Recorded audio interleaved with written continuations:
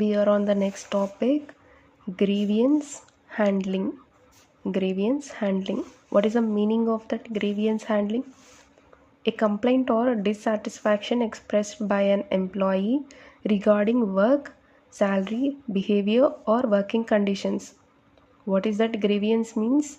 A complaint or dissatisfaction expressed by an employee regarding work, salary, behavior, or working conditions.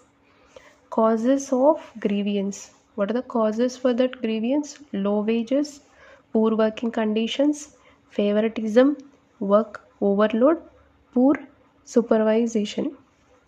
Next one, grievance handling procedures. Employee report complaint. Supervisor discusses issue. HR investigates. Decision taken. Feedback given. What is that? Grievance handling procedure. Employee reports complaint.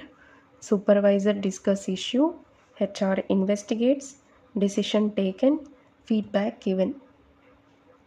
If an employee feels unhappy or treated unfairly, he raises a complaint. That complaint is called grievance.